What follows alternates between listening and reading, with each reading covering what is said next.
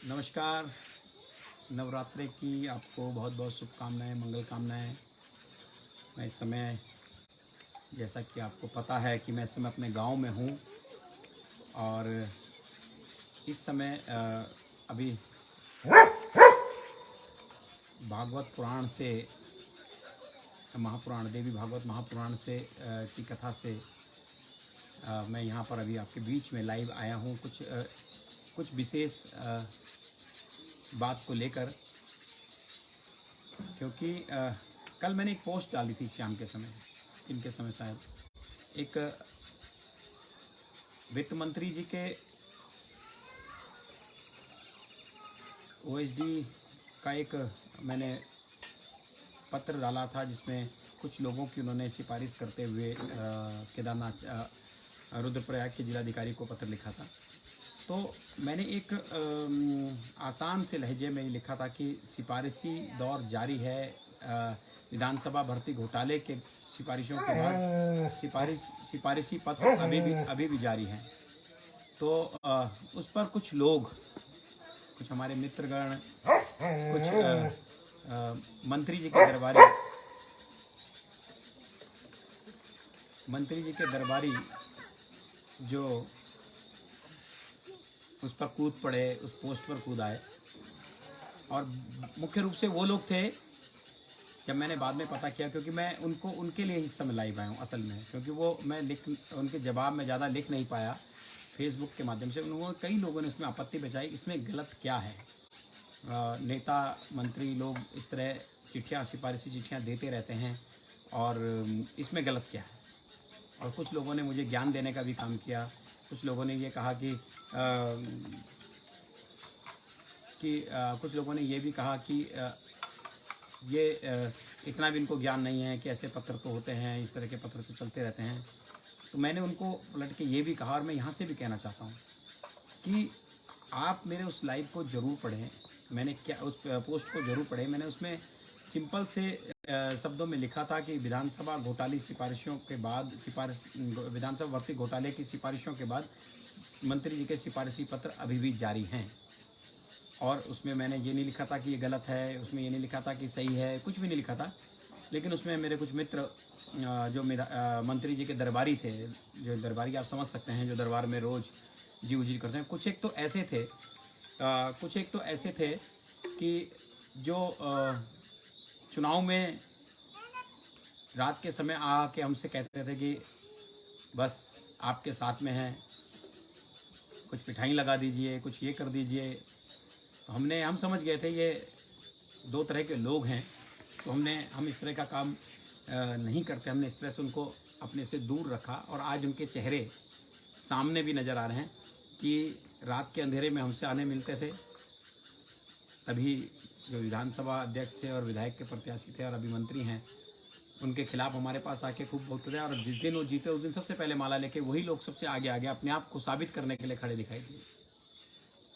तो कहीं ना कहीं ये वो लोग हैं, जब मैंने जानकारी ली तो ये वो लोग हैं जिनके परिजन पीछे के दरवाजे से नौकरी लगने का काम किए, और जब आंदोलन हुआ, जब जांच हुई, तो वो आगे के दरवाजे से बाहर हुए। उनका तो विचारों का, मुझे लगता है कुछ लोगों का आर्थिक नुकसान भी हो गया, नौकरी भी गई।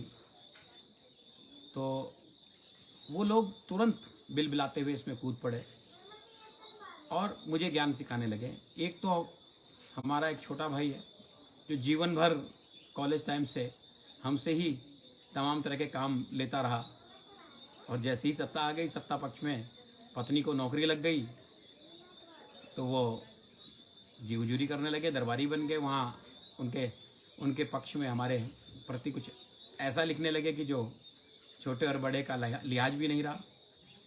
तो भैया, मेरा आपसे कहना है कि सिफारिशी पत्र पर जो मैंने लिखा है और जो आप लोग जवाब दे रहे थे, अगर यही जवाब आप सब लोग, जब आपके आरएसएस के नेताजी ने परसों रात को अंकिता भंडारी और उनके पिता के लिए, उनके भाई के लिए और अंकिता भंडारी के लिए, स्वयं के लिए अनाप शनाप लिखने का काम किया, अगर यही तत्परता इस पोस्ट में जैसे आपने दिखाई, यही तत्परता आप उसमें भी दिखाते कि नहीं, ये आरएसएस के नेता गलत है, इन्होंने गलत लिखा, इनके खिलाफ कार्रवाई होनी चाहिए, तो तब ना तो आपके मंत्री दिखाई दिए, ना आप दरबारी दिखाई दिए, ना अभी तक आपके मंत्री जी का कोई संवेदना के रूप में बयान आया, ना कोई आपके मंत्री जी का अभी तक कोई उस पर कार्रवाई के लिए बयान आया, और ना ही आपका कोई बयान आया। तो ये ज़्यादा अत्यधिक जो आप मुझको पाठ पढ़ा रहे थे, तो आप स्वयं उस पाठ में जाएं। एक हमारे छोटे भाई ने लिखा हमारे लिए कि आप एक ही व्यक्ति के पीछे क्यों पड़े हैं। तो भाई मैं किसी के पीछे नहीं पड़ा हूँ, मैं उस भाई को कहना चाहूँगा, मैं उनके पीछे नहीं पड़ा हूँ। भाई जैसी करनी वैसी भरनी, आपने सुना ना, आपने जो किया है उसको आपको यहीं भुगतना पड़ेगा। और क्योंकि अगर हम बोलेंगे नहीं तब लोग कहेंगे विपक्ष कुछ बोल नहीं रहा है, चुप क्यों है। आज हम बोल रहे हैं तो आप कह रहे बोल क्यों रहा है। तो इस आवाज़ को उठाने का, क्योंकि विधानसभा भर्ती घोटाला पहले मंत्री जी ने कहा कि सारी भर्तियां नियमानुसार हुई है। ये नियम क्या होते हैं, और अब जब बीतू खंडूरी जी ने सब उड़ा दिए तो वो नियम कहीं के कहीं धरे रह गए। उस पत्र में भी, इस पत्र को डालने का रीजन ये था, उस पत्र में लिखा था कि नियमानुसार, मैं आपको पत्र दिखाना भी चाहूँगा और पढ़ के भी सुनाऊंगा आपको। उन लोगों के नाम नहीं पढ़ूंगा, क्योंकि जिन लोगों को कहा गया कि इनकी डीएम साहब इनकी सुविधा दी जाए, ये पत्र है, ये आप देख सकते हैं, ये पत्र है। इस पत्र को मैंने छोटा सा एक पत्र मैंने लिख के जब मैंने डाला, ये है जनसंपर्क अधिकारी, public relation officer PRO Shri Negi ji. इसमें लिखा है, जिलाधिकारी रुद्रप्रयाग कृपया माननीय मंत्री वित्त, शहरी विकास, विधायी एवं संसदीय कार्य उत्तराखंड सरकार के अतिथि अपने पारिवारिक सदस्यों सहित श्री केदारनाथ दर्शन करने आ रहे हैं। इनके द्वारा अपनी यात्रा को सुगम बनाए जाने हेतु, डीएम साहब इनकी यात्रा को सुगम बनाए जाने हेतु आप पूरा मुझे लगता है ये आपको कहना है कि सुगम बनाए, कहीं रास्ता टूटा है रास्ता खुलवा के देंगे इनको, कहीं पे लैंडस्लाइड हुआ है उसको भी खुलवा के देंगे, सुगम बनाने के लिए। जो इसकी भाषा है जो लिखते हैं, सुगम बनाने हेतु नियमानुसार सुविधा उपलब्ध कराए जाने का अनुरोध किया गया है।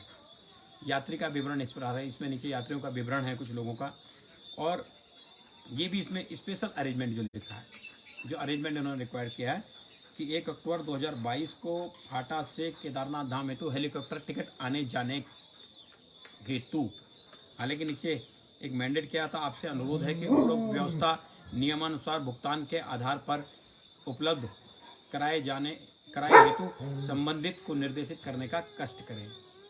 इसमें ये इन्होंने लिखा था, इस पत्र को उठा के मैंने डाला, इस पत्र को उठा के मैंने एक पोस्ट चलाई जिसमें लिखा था, विधानसभा भर्ती घोटाले की सिफारिशों के बाद मंत्री जी के सिफारिशी पत्र अभी भी जारी हैं।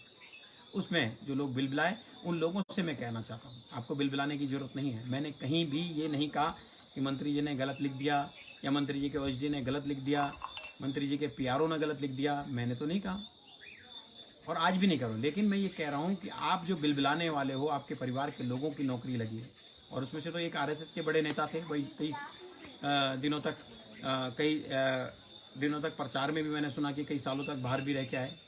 लेकिन जब कल अंकिता भंडारी के खिलाफ उन्हीं के संघ के नेता ने आप शब्द लिखे, तो ये इनके मुंह पे पट्टी बंधी थी बिल्कुल, और मुझे ज्ञान पढ़ा रहे थे कि ज्ञान नहीं आता, ज्ञान नहीं आता, ज्ञान नहीं आता। तो मेरे भाई, छोटे भाई, हर उस मुद्दे पर अगर आप चाहते हो कि सच बोलना है, तो हर मुद्दे पर आओ बात करने के लिए, बोलो, निष्पक्ष होकर बोलो। हमने कहा ना, हमारी पार्टी, कई लोगों ने हमसे सवाल किए कि कुंजवाल जी ने, हमने कहा हमारी पार्टी के नेता ने गलत किया, कार्रवाई होनी चाहिए। लेकिन हमारी पार्टी के उस नेता ने एक बड़प्पन का काम भी ये किया कि उन्होंने अपनी गलती सार्वजनिक तौर पर मानने का काम किया। उन्होंने कहा मैंने गलत किया, मेरे साथ, तो मेरे को जनता ने सजा दी। क्या आपके मंत्री के अंदर हिम्मत है कि वो ये कह सके हाँ मैंने गलत किया, जो नियमानुसार करते खारिज हो गया, वो कह सकते हैं कि हाँ मैंने गलत किया, हमें सजा दीजिए? हिम्मत नहीं है, कह भी नहीं सकते। तो मेरी आपसे विनती है कि शब्दों का चयन अच्छे से करें, क्योंकि मेरे जितने भी शब्द होते हैं, मैं कभी किसी को आप शब्द कह के नहीं लिखता हूँ। मैंने बड़े संयम से लिखा है, आप भी संयम से रहें और संयम से लिखें, और इतनी जल्दी उत्तेजित ना हो, बड़े शांत मन से। मैं तो बिल्कुल 2-3 दिन से यहाँ पर बहुत शांत मन से यहाँ पे पूजा पाठ में लीन में हूँ, और मेरी लाइफ के माध्यम से आप देख रहे होंगे, कभी भागवत कथा का, कभी माता की पूजा का विवरण मैं आपसे शेयर करता रहता हूँ। तो मेरी आपसे विनती है साथियों, ये जो पत्र था, ऐसे पत्र तो और भी होंगे, निकलते रहेंगे, आगे भी आएंगे, लेकिन थोड़ा सा ऋषिकेश की जनता का भी ख्याल कीजिए। और जो दरबारी हैं मंत्री जी, जो आपके दरबारी हैं, इनको थोड़ा सा ज्ञान भी पढ़ाइए कि कहाँ पर क्या लिखना है। ऐसे ही उत्तेजित होने की ज़रूरत नहीं है। और जो हमारा छोटा भाई जो कल बड़ा ज्ञान हमको पढ़ाने का काम कर रहा था, उससे भी मैं आग्रह करूँगा, मैंने लिखा भी उसको कि अगर हमारे किए हुए इतने वर्षों के काम को और हमारे किए हुए इतनी मदद को तुम 1 मिनट में नकार देते हो, तो मुझे बाद में कल किसी ने, आपके ही मित्र ने कहा कि उनके परिवार से भी किसी को नौकरी पे लगाया हुआ है। तो अभी ये सोचिए कि अगर वहाँ भी जांच पे चली जाएगी, क्योंकि वो अभी शायद किसी दूसरे विभाग में नौकरी लगी है, तो मैं, क्योंकि तुम छोटे भाई की तरह हो, लेकिन अगर वो भी गलत तरीके से नौकरी होंगी तो उसके भी खिलाफ हम जांच के लिए मांग करेंगे। जो गलत करेगा उसके खिलाफ हम खड़े होंगे। और मैं फिर एक बार आपसे कहूँगा कि संयम से अपनी बात को रखें। और क्योंकि उसमें 1-2 लोग बहुत संयम से अपनी बात को रख रहे थे, मैं उनका बड़ा आभार व्यक्त करता हूँ।